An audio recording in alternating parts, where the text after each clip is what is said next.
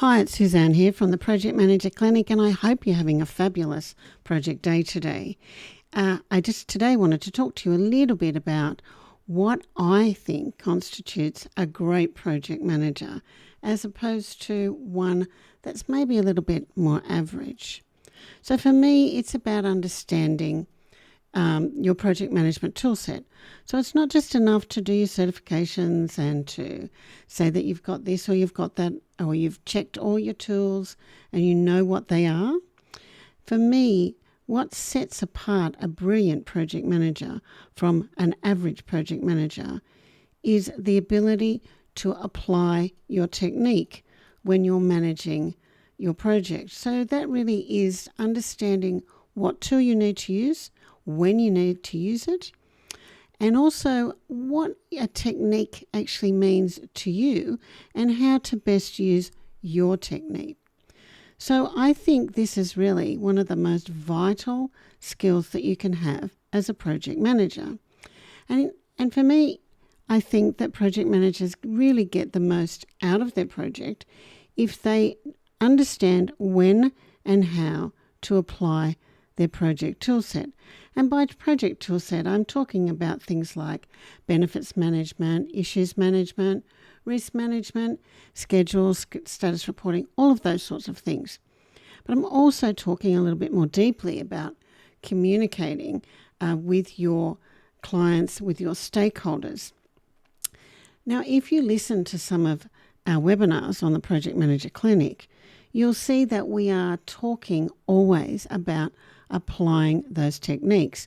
So we might be talking about a particular type of project management dimension, for example, governance or even change management. But we still always come back to what are the key tools and what's the technique for you to apply it.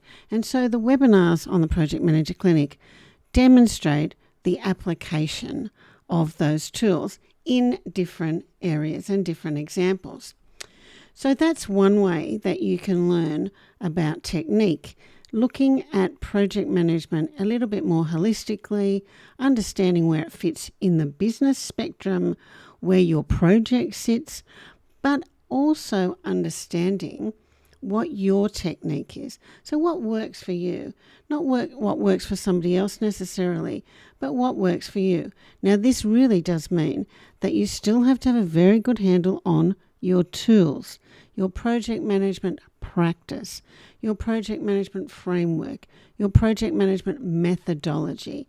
You always need to understand all of those basics and foundation project skills before you go into this technique. But the technique is absolutely vital.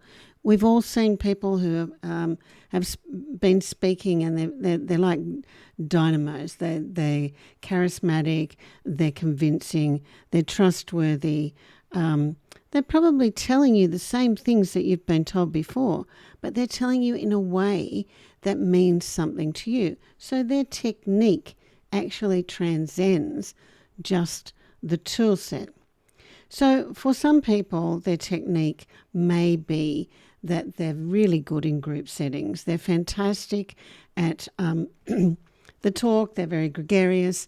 They're really good at presentations. They can do off-the-cuff types of things, and they can handle themselves pretty well generally.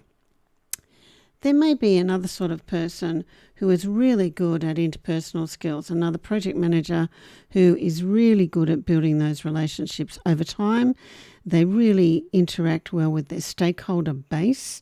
They're a great manager, but they work really well one-on-one or in small groups.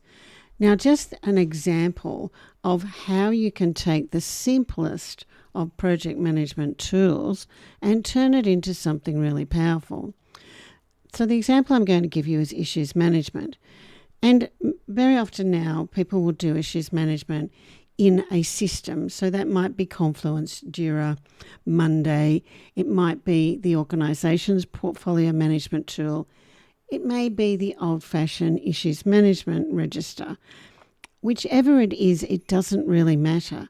The point that I'm making is you need to understand when and how to use this and how to apply the technique. I now don't mean when I'm saying that you need to say to people, okay, now we're going to do issues management.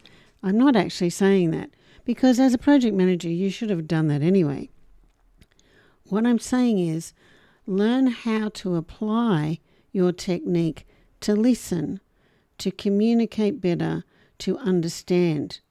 And in some cases, and this has happened to me in a hostile meeting room or boardroom where everybody's really upset, one of the greatest tools I think that we can use as a project manager and as a communicator is to use that issues management basics. So say to people, can you really clarify what it is that is worrying you? I'm hearing that you're saying X, Y, and Z. Is that actually what you're saying? Have I got that right? Now let's take your issue and let's put all of those down. We may not be able to sort them out today, but as a project manager, I'm interested and I want to record them so that I can come back to them later. Now you'll be amazed at how that will bring the temperature down in a hostile room, because what you're actually doing is you're shifting the focus to one where you're listening, you're not combative, you're not having to give excuses, you're not having to apologize, but as a project manager, you're taking an action, and your action is to basically fill out your issues register. Yes, sure, you should have one already by now, but even if you get 5 key issues out of that meeting, you will bring that temperature down. Now, again, if you're somebody that's really good interpersonally and you've been building really good relationships with people over a period of time, you can still clarify and re-clarify with people and say, look, I'm hearing that you have an issue in this area.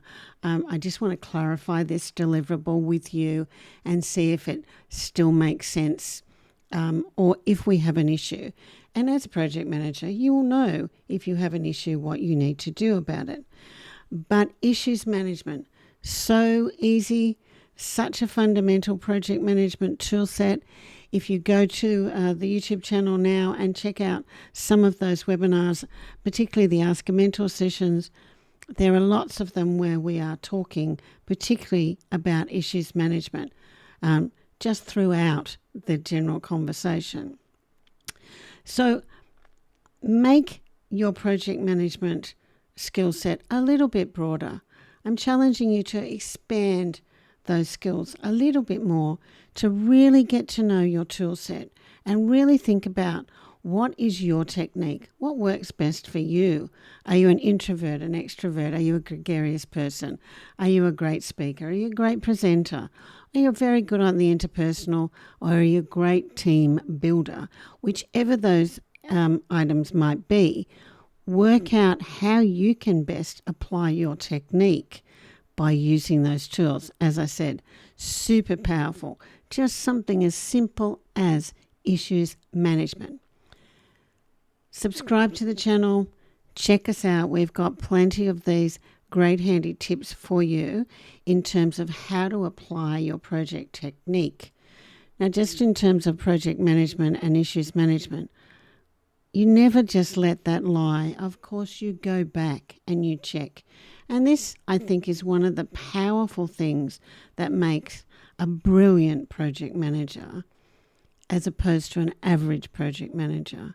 A brilliant project manager will be clear, concise, definitive, check for answers, listen, validate. Continue, of course, to improve their skills. But an average project manager may just let those things slide, and we all know how that can potentially turn into problems later. So on the website, on the channel, there is a specific video about issues management. I'll put that in the details below. Have a fantastic project day, and don't forget to subscribe. Come back and see us again soon. Bye.